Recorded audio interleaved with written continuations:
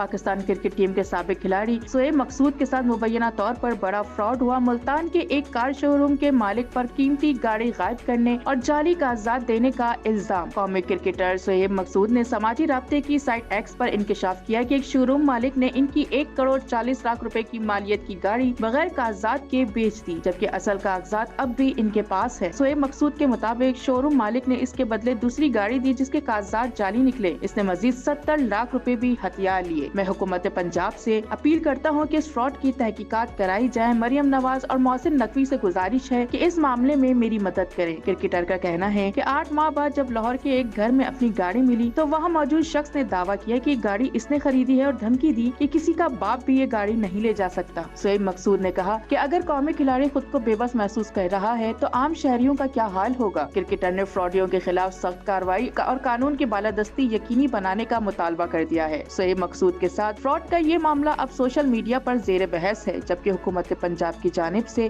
اب تک کوئی باضابطہ رد عمل سامنے نہیں آیا۔